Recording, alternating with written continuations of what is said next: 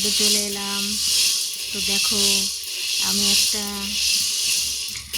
খাবার তৈরি করছি যার নাম ছাতু। তো দেখো ছোলা ভাজছি। ছোলা অল্প অল্প করে হালকা করে নাড়াচাড়া করে হিট কমিয়ে ভেজে নেব।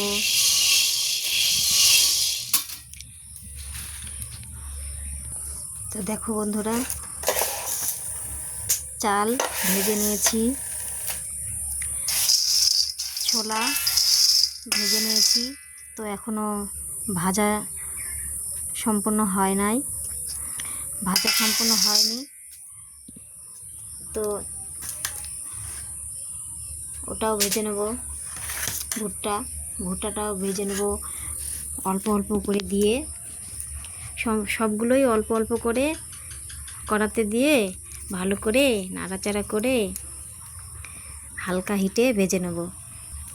তো ভাজতে ভাজতে তোমাদের সাথে একটু কথা বলে নিই। তো তোমরা সবাই কেমন আছো? আশা করছি ভালোই আছো। তো আমিও ভালো আছি, তোমাদের আশীর্বাদে খুব ভালো আছি বন্ধুরা। তো ছাতু কার কার পছন্দ আমাকে একটু কমেন্ট করে বলবে। তো ছাতু তো আমার ভীষণই পছন্দ, আমি ছাতু খেতে খুব ভালোবাসি। তো ছাতুটা কী করে মাখিয়ে খাবে তো আমি সেটা বলে দিচ্ছি তোমাদের। প্রথমে ছাতু নেবে, তারপরে 1 চিমটি লবণ দিয়ে নেবে, তাতে যে খাবে দেবে, যে না খাবে দেবে না। তারপরে একটু চিনি অথবা গুড় দিয়ে নেবে। তারপরে পাতিলেবুর রস দিয়ে নেবে। পাতিলেবুর রস দিলে কি হয়, অনেকে বলে যে ছাতু খেলে আমার খুব গ্যাস হয়ে যায়, ওই ভয়েতে আমি ছাতু খাই না। তো পাতিলেবুর রস দিয়ে নিলে এই গ্যাসটা হওয়ার ভয় থাকে না, গ্যাস হয় না। তো তার মধ্যে যদি কলা দেওয়া যায়, মানিক কলা, তো তার সাথে মাখিয়ে খেতে ভীষণই টেস্টি বন্ধুরা। যে কোনো দিন খাও নাই সে খাবে, অন্তত একবার খেয়ে দেখবে। তো ভীষণই টেস্টি, হেভি টেস্টি। তো আমি বলতে পারছি না, আমার জিভে জল চলে এসেছে বন্ধুরা। তো পরে বলছি।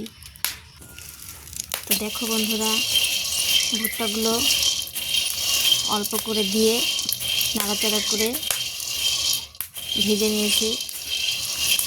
তো ভাজা হয়ে গেছে, আর কিছু সামান্য বাকি আছে ভাজা, ওটাও ভাজবো আমি। তো হয়ে গেছে, তো নেমে নেব।